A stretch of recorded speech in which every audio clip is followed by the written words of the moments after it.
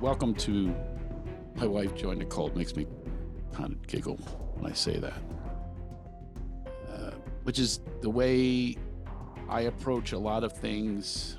People think you can't laugh about certain topics, obviously death or other off-limits topics according to other people. According to comedians and creators, that's not the case because we don't live in those boxes. And I think part of living in those boxes is an epidemic and a problem with our society. Because we have those boxes of forbidden zones, the people in charge, basically the big pockets and so on, they stay there because they're not questioned. You can't question authority because that's not the paradigm that they have set forth. And that's also what happens here, is even bringing this up makes people, it puts them on edge, it puts them in fear. Oh, my guy who works for me, with me, he said, I said, what do you think of the podcast? He's a little heavy-handed. And I didn't just accept that as truth or really respond to it in a way, oh my God, I got to make it not heavy-handed. I said, what does that mean to you? What does it mean? And he really didn't have clear answers on it, but I did want to hear so I can do a deeper dive into something that's really fluid and really organic. This isn't rehearsed. It just comes from this divine truth. And people say, well, there's the truth and there's your truth and there's all different truths. These are behaviors and actions that took place. The perception issue is if I called a name or if I said this or an accusation or whatever it is, that's different than sharing actual events that took place. Now, of course, there's going to be a little bend towards my direction as I see it, but I don't consider it heavy-handed. I think that that's a perception as well. What is heavy-handed? What can we not talk about? What's taboo? I think that's a mistake. People can't get well unless you address these things. And that's what I invite you to do as the listener, is just open up. Let's explore together. Let's go down this path, and it's dark and it's scary. And believe me, we've been down this dark and scary path. I've spent a lifetime on scary pathways and made it out alive, made it out thriving. Even in this case, I just returned from Las Vegas with my children, the two children that I have with my ex, my now ex, who's the topic of this. What I hope is even an intervention. I hope that somebody, a loved one of hers or someone, says to her, I want to reflect truth back to you. Because they come to me, and some people write to me and say she ripped them off, or I'm concerned about her. They're watching her behavior, and it's just, it's truly extraordinary that this would happen to a human being. The lengths of lying. And I just watched how sad these kids got when they caught her in another lie of where she was. This is not the thought when we were making these kids. We are really in a space of, hey, values, integrity, God's source, light, love, levity, laughter. This is what we based this on. This wasn't like, gotta have a kid. At least in my take, it wasn't that case. I don't know about hers. It's all mystery now. I'm unraveling this mystery. I don't know the answers. It's one of the things that she does is she runs for the hills. If confronted, if asked for truth, therapy, anybody, any neutral party. I brought in every conceivable party, people that witnessed this, my assistant, my business manager, all these people. I tried to bring a mediator, stormed out of mediation and a tantrum, and just one thing after another. It's so difficult. I'll say, can we just have a talk? And if it doesn't go the way she wants it to go, she runs. And what happened with the cult, with this leader, what the cult leader does is gives her that voice without challenge. That's how they lure them in. I'm a challenge. I'm there with the truth. I know what the truth is. I'm experiencing it every day. And the truth, there was a documentary with Daryl Hammond dealing with his mother, and his mother had something like borderline personality disorder, which I dealt with as well. The truth is a fiend. That rang so true to me because I run into this constantly in my life. She knows that I have been around for the truth of what has taken place, including lying, cheating, stealing. So that makes it befuddling. That makes it frustrating.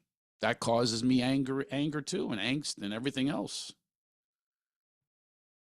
My producer suggested that I give some tips on how I have dealt with some of these things. And I'm going to do that every episode. I'll let you in on some action steps that I've taken because I do not want to sit back and be a victim. And I encourage you not to be a victim of anything in life. Pain is inevitable, and suffering is a choice. I choose not to suffer. In a most amazing weekend this weekend in Las Vegas with the kids. And their spirits have not been broken. And yet they should have been. Just one thing that happened, I get into a lot of other things. We had just been on a vacation with my two older children, their half siblings, and the stepchildren that my ex-wife, what are we calling her, Lotus, that Lotus helped raise. One was 2. And amazing stepmom, just unbelievable. I'm a great, amazing mom. Until this leader took her and started to feed her. They have these things called listening parties. And listening parties are only about talking and listening. I get it. But if you don't give helpful feedback, then what good is the listening? If you're not truthful, then what good is the listening? A person can just continue to lie and justify their behavior. So we go this Las Vegas weekend and we went to shows together. My daughter dressed in my suit jacket and sunglasses and walks on stage, before the show. She's 10 years old with this giant suit jacket, making people laugh. She loves to make people laugh. Her brother's giggling. We giggle and laugh all the time. But there's this moment of, we did this with mommy so many times, including that one last summer that everyone was together. Everyone. Maine, New Hampshire, water slides and slides down a mountain and oceans and everything you could experience. She's laughing. I have videos of it. And this is how insidious it is. That's what took place with, I think we were in Massachusetts, Maine. We were all over the place. Jersey Shore, our favorite place to go. Everyone loves the Jersey Shore. We got together with friends, almost bought a house there. That's a whole other story. Thank God that didn't go through. Sometimes rejection's God's protection. I'm sure many of you heard that, but we moved into this house. We were renting a Jersey Shore house, which was a dream for especially my oldest son, Justin. Oh my God, he loves the Jersey Shore. We all do. I said, hey, everybody, surprise, this is going to be our house. And the mortgage company folded 3 days before, and we didn't get the house. In the meantime, I had no idea, and I noticed she had a big reaction when I told her that I was going to gift this to the family, this beautiful home at the Jersey Shore, the place we go on vacation almost every year. And I noticed Lotus's reaction. It was not pretty. Freaked out. And my oldest son was trying to talk her down. I was admitting I should have told you. And I didn't tell her anyway. I didn't tell her immediately when I put the deposit down and so forth. But then when it fell through, she had already left to come back to California. And now I know why. I had sold the house that I bought before I knew her. And all the kids were raised in this house. There was another house before that. But anyway, And in this beautiful town of Westlake Village, I coach Little League, and we have the lake, walks, and everything just took place. And the school is right down the street, and friends and family. It's just this idyllic place of a dream for a guy that when I was a kid, I thought the word evict meant move. I thought they were the same word, chaos and mayhem. This is what I came from. Oh my God, look at this. Look at this. And she had been scheming. We sold the house and someone backed out, but we had already moved into this rental house. I'm actually still here. And we had moved in. She moved us in, bought a ladder so the kids could climb the fence and go visit their friends. I mean, we're in here. Put the dishes in, the whole deal. She moved us in. She was scheming the entire time. She got a safe house. And I caught her texting this father. My kids, really close friends, their father. He said, I'll help you, babe, and all this kind of stuff. Like acting like I'm like some abuser she has to get away from. That's the narrative that she put out there. And I want you to hear this. It's not sexist when I tell you this. This method has been used by a lot of women because men have been really bad for generations. Since the beginning of time, men have done these things. Well, now the pendulum has gone too far where women are using this to go after innocent men. And it's no bueno. I've watched it happen. I've witnessed it happen. It's awful, and it's awful for the children. They're caught in the middle of this revenge campaign because you're not working your stuff out yourself. Work it out, everyone. Work on yourself. This podcast is about me still working on myself as well. It's not about blame. I'm telling you the stories because this is the story. And how am I going to continue to deal with it? How do you relate to it? Do you relate to loss? Do you relate to somebody doing something that's just so extraordinary? An alcoholic, for instance. What do you do when they're behaving in this way? Betrayal of the family when you have vows and commitments.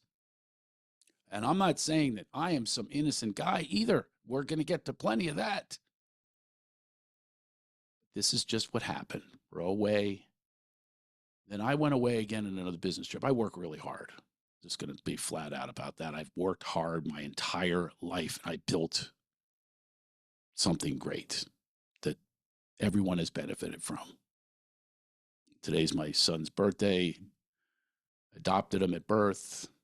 That was a process that took my connections. It took financial wellness to be able to do that and support all four children, support an ex-wife, now another ex-wife. There's a lot to this to keep us in this beautiful atmosphere being the goal. I wouldn't leave.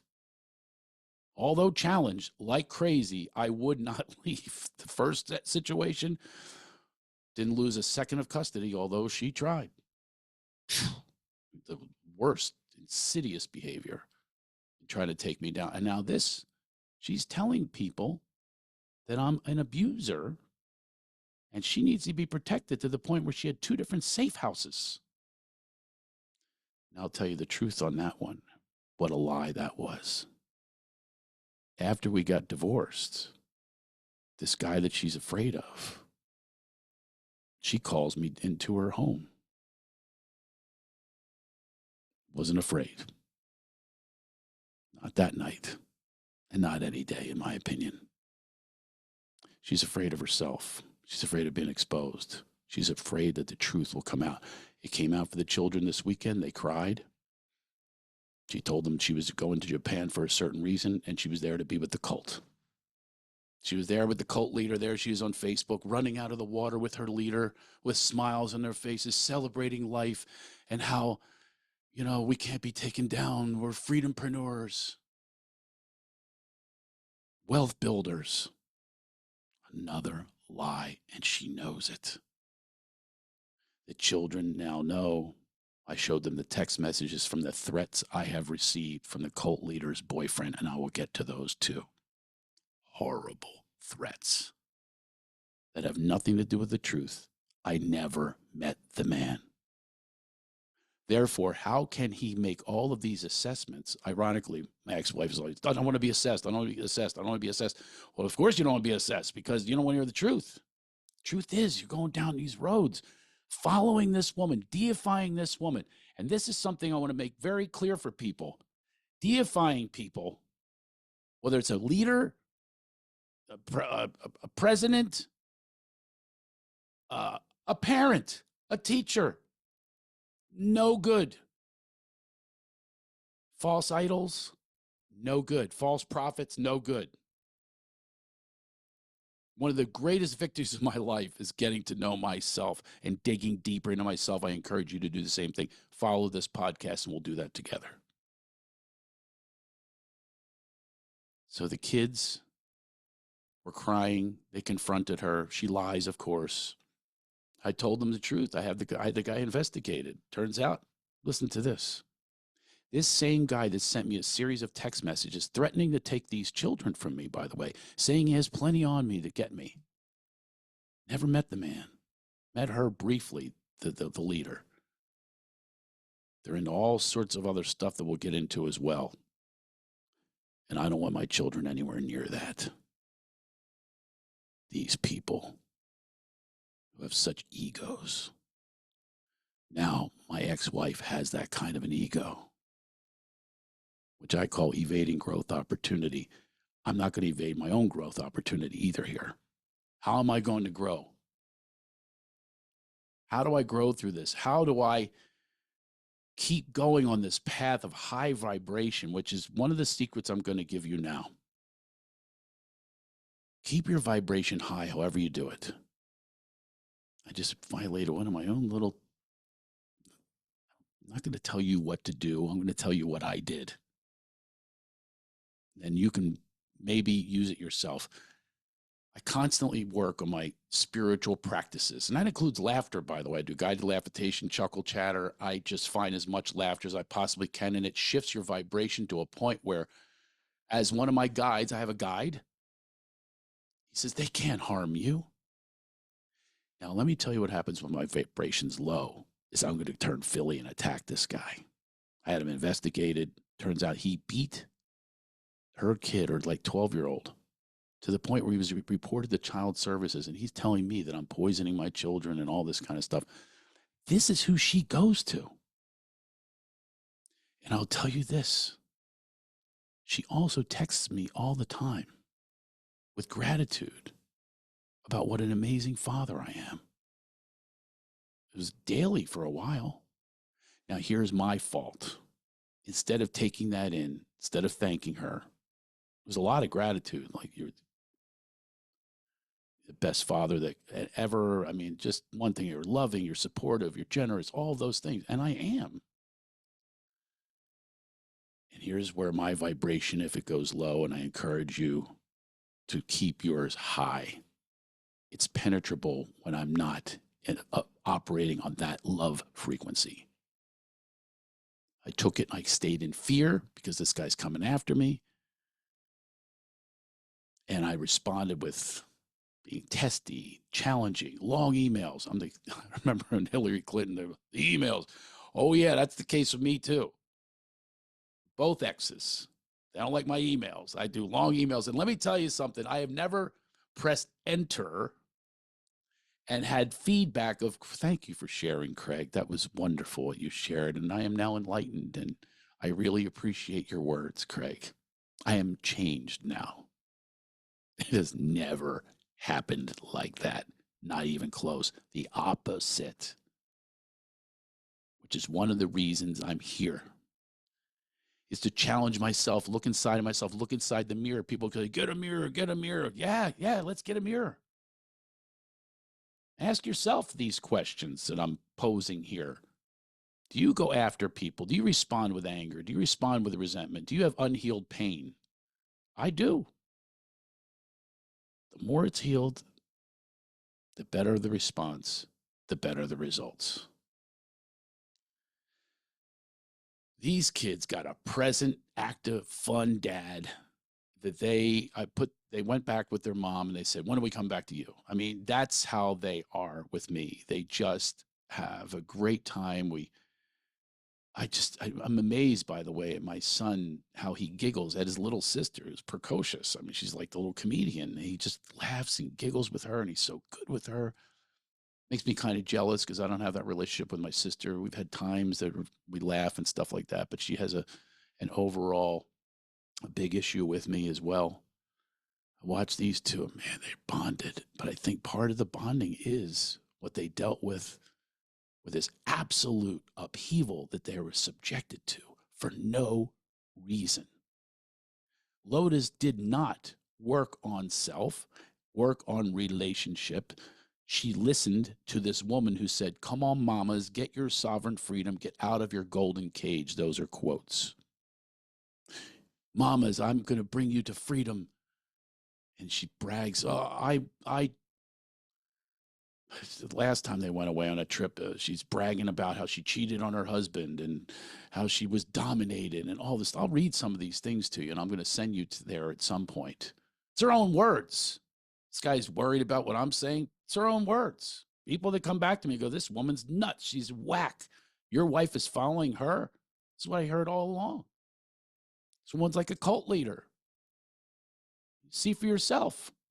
Posing, she's in her 50s and she's posing like she's on OnlyFans, just bragging about her sex life. She doesn't understand it. Anyone who comes to this is how egomaniac narcissists work. Anyone who challenges her, she knocks them down. And arrogant, so arrogant, says, "I'm going to still be this way. It doesn't matter what you say." And people would say, "What about your children?" Yeah, what about the children, Lotus? How do they feel? I know how they feel. I experience it. And I'm pretty sure I know how the other children feel from Broke and her actions. Selfish. So deviant. She's bragging about these affairs and dominance and sadomasochism, bondage. She's bragging about it on social media for those kids to see. And if they don't see it, their friends do. And then they get humiliated at school. So when people say to me, "Are you worried about putting the kids in the middle?" The kids are in the middle. And they're in the middle of love from their dad. They're in the middle of commitment from their dad, a full-on commitment. I am so committed to all four children. I can't help what their responses will be. I can only say that this is what I do. I give them everything I long for. Of course, they're not longing for the same things I'm finding. They had a dad all along. They had support. They had money and all those things. And I just don't stop with that. The results sometimes are people run away. They go away. They don't want to be fixed or rescued. I get that. That's a big part of my issues. And then you have these children that are in gratitude and appreciation. "Thank you, Dad. I love you, Dad. I love you, Dad." And this whole mutual love and games that we play and trivia and bedtime stories. I'd like to make a joke. It was like I was a delinquent growing up. I didn't have a dad, criminal. Maybe that's part of my karmic equation. I think that sometimes. And in my bedtime stories, they're supposed to end in happily ever after. My stories end in, and then the cops came. So I I went away after that trip, and I remember this. I was literally at the time in very high vibration and sending her messages with prayers, adulation for her, appreciation for her. We were married at the time and had been through some hell, which we're going to get to that. Whew. Wow. The moves that she has made are extraordinary and not in a good way. Maybe they are in a good way because I get to grow, learn, divorce to get the freedom that apparently I must have needed. Maybe she was doing for me what I couldn't do for myself. Maybe I was in denial. Probably it looks like I was. Never did I think, yes. Oh, okay. That's it. He was supposed to remind me of something. He's listening to this now, and maybe he'll remind me the next time what he was supposed to remind me to open the door. But anyway, I need a timekeeper sometimes. I need help. So I was away in New York on work, calling with these affirmations about us and family. And we had sold the house, and finally we got someone. We're renting finally, and the other house was empty. That was scary. Months and months of mortgage payments, of which, by the way, I'm full breadwinner. None of the schemes, by the way, for the multi-level marketing, she's been in 7 businesses with broke, and only broke. Only the money that comes from me, which they call community property in California. That's how it works. And if I sound cynical, I am. And it's not sexist. I could be the other way around. Whoever earns the most money, the other one gets half, no matter what. Crazy law, in my opinion. Crazy. I work my ass off, especially after the pandemic. I was shut down from comedy. I had to do pivot after pivot. And yes, just being resilient, teaching this to the kids through actions. While she's off and making posts about herself and these vanity posts, and look at how I look and look what I like. I kept saying to her, show me the business plan. No, would not do it. Taking a coaching program for $9,000. I already bought it. I said, no, I'm saying no. And I realized, but no rights. I have no rights. What am I going to do to stop her? Did whatever she wanted to do. But here's what was just devastating. We finally had the sale of the house go through, and right at the last minute, I was a little suspicious. So I said, oh, let's record ourselves. We're not going to touch the money.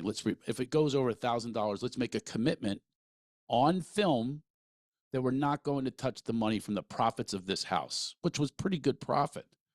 A house that I bought before I knew her. I signed her name on the papers, giving her the house as well, even though it was bought. And I also had a joint bank account. Instead of keeping in my name, blah, blah, blah, I could have done all that. I don't do things like that. I get off the plane. I'm so excited to see my family. It's just been a great trip in New York. I did the Sherry Shepherd show, and I love Sherry, and seeing my friends in New York. Love my friends in New York. I have a great time. Anyway, she said, read your email. I got a text message. Supposed to pick me up at the airport. I read the email. It says, I have left.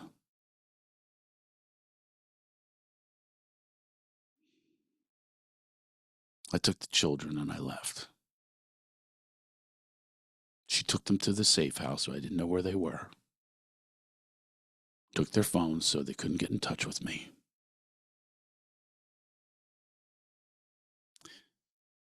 And she changed the password on the bank account and stole the money from the house that I purchased before I knew her. And when I knew her, she lived in a tree house with no running water. 40 yards away, she'd walk to the toilet.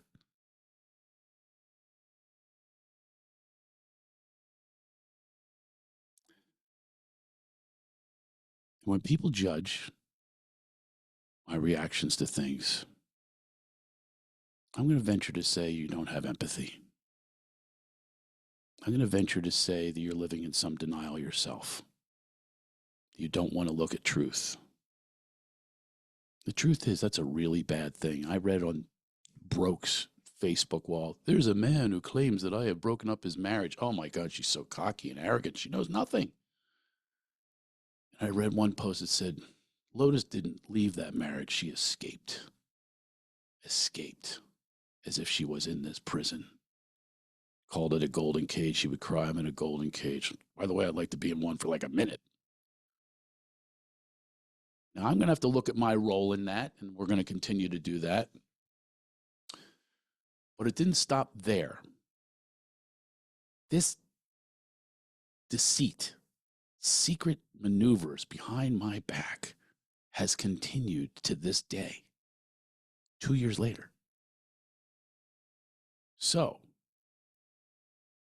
I'm going to let you in on something that happened to me, to us, to our family, that is mind-blowing, scary. I never know the next knock on the door what it's going to be. I don't like living like that.